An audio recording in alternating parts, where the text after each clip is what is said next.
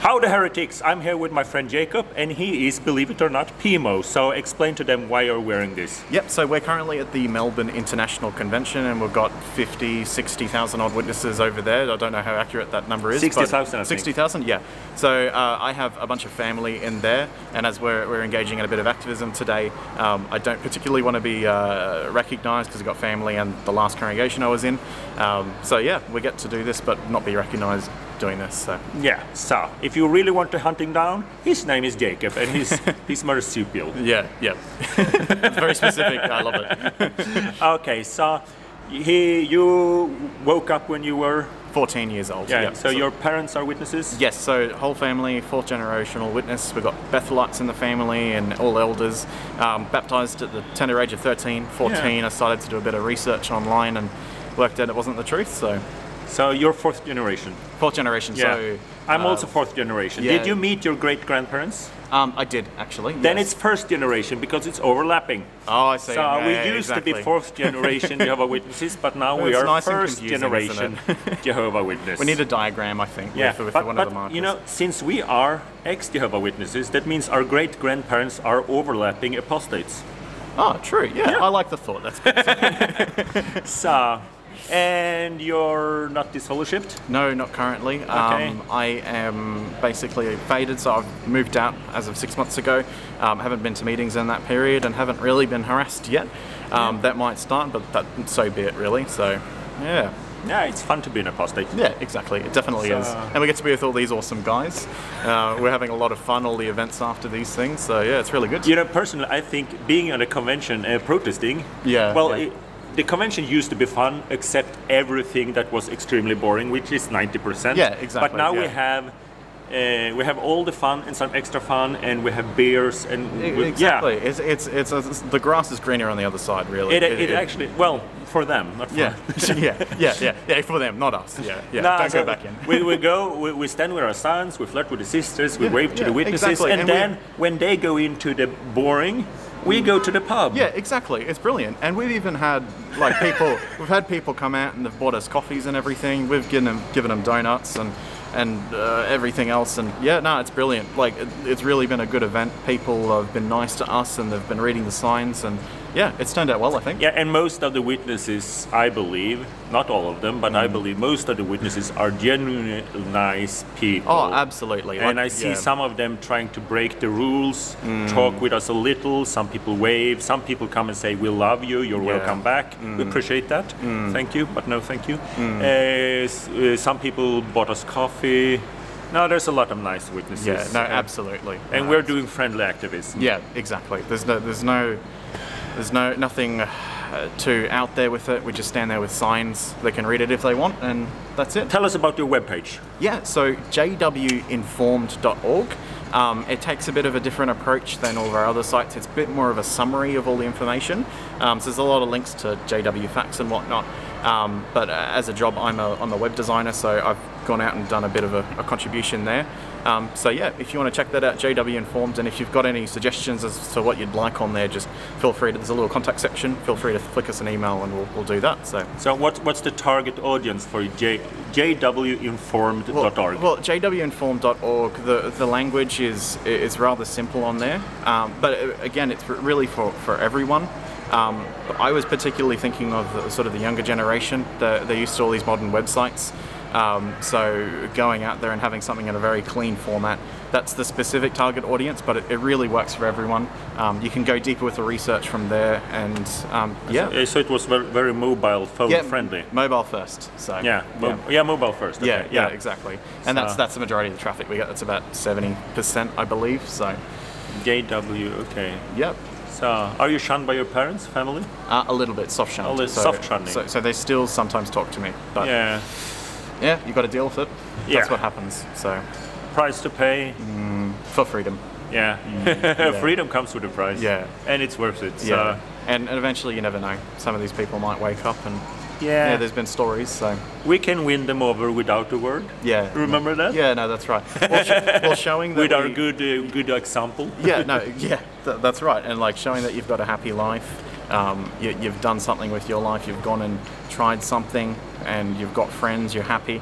I think that's the best part of that's a great form of activism in itself. Yeah. Like because but you're basically taught that all these apostates are going to have terrible lives. They're going to become gamblers and go broke. But that's overall generally not the case. And we see great people in the XJW community. So yeah. So what was it that woke you up? Was it one thing? Yeah. So it was kind of like I really liked science when I went to school, and I had a bunch of good mates there, and really seeing how like we're allowed to research all this stuff in school, like we were taught, like you have to go verify sources and whatnot, and then going back to the religion where they said don't look at anything other than there wasn't so don't look at anything other than jw.org with the literature and everything. Don't look at any apostate websites. Yeah. That in itself was a little bit suspicious to me. So I thought, why can't I go Google Jehovah's Witnesses? Surely if I have the truth, then it's going to prove itself to me. So Googled that, Jehovah's Witnesses, and lo and behold, you get all this information, and really just went from there. So yeah. And all the information's sourced well, it's verifiable. Like these aren't lies, it's just basically quoting their own literature most of the time. So yeah, it's not a truth. That's sad. Anyway, for all you wannabe protesters, go for it. We have really fun at protesting. But I just want to give you one advice: check your local legislation before you do what you do, because in some countries it's an offense to protest on a democratic protest with covering your face. Exactly. You can. So you have to check the authority before you do that, because we checked it in some countries, like in Denmark, when I was a part of arranging the protest there, we checked it, and that's a criminal offense in Denmark. So that's Denmark. You have to check your own country yourself. Yeah, exactly. And the best people to call in that case will be wherever you're protesting. It'll be the local police office. Generally, they'll have information on that, or some government source. They'll be able to tell you specifically, because you don't want to get yourself in trouble with the authorities. So. But normally what I tell people too, we're having signs, and if you see your family members, just lift your sign up in front of your face. Because normally if your family are evil witnesses, they will just walk like this without looking, and if they're nice, it doesn't matter if they see you, they will wave. My brother, who is PIMO, he stopped and gave me a hug in Copenhagen. So that's nice, isn't it? Yeah, they're nice. The other brother, he was shunning me, and my sister lives in Australia, so I went all the way from Norway to Australia, and my sister lives here, and she didn't want to meet me. So, you know, they're different, but at least she didn't report me. Well, I'm pretty sure the society found out about me being an apostate now. They're even trying to kick me out of the congregation. Last Tuesday, I was invited to a meeting. I said, I can't come. I'm busy. I'm here. I'm at the international convention. I'm at the international convention. I have to focus on what's important. What's your best takeaway from the convention, except meeting me? Yeah, so here it's just all of the waves and all the thumbs up we've got from everyone walking past.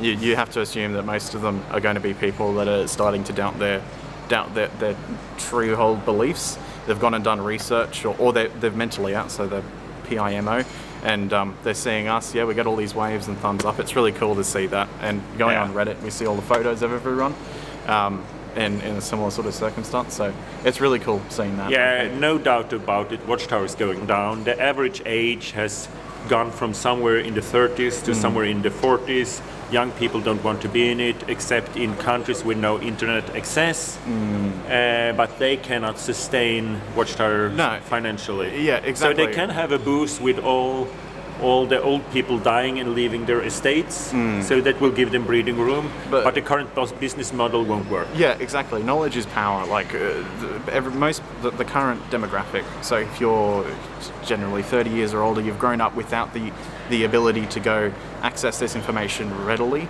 if you grew up in the religion, whereas all these people that are now born in just new, essentially, like myself, We've grown up with this technology, and there's just a complete plethora of information out there.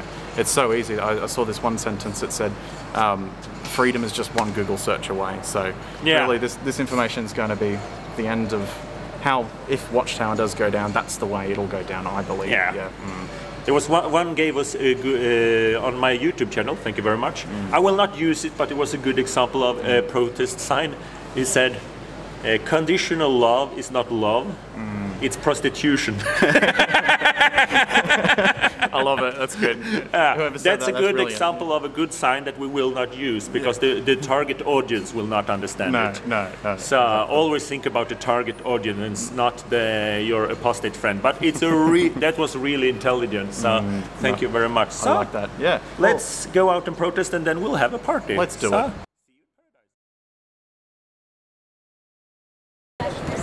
Howdy, heretics. There was one Jehovah's Witness. He came out and he wanted to be nice, so he brought us coffee.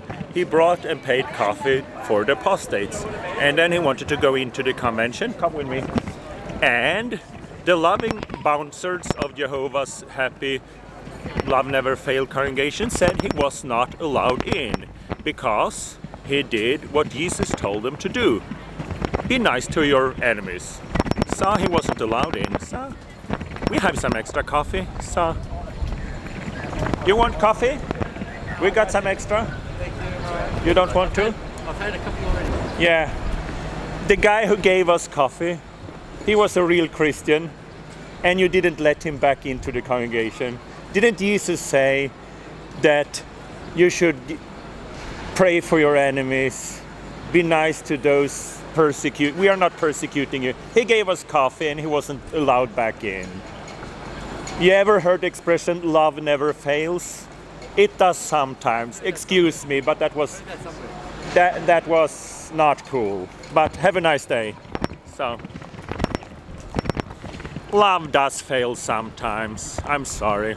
But we're gonna have a party, so see you in paradise.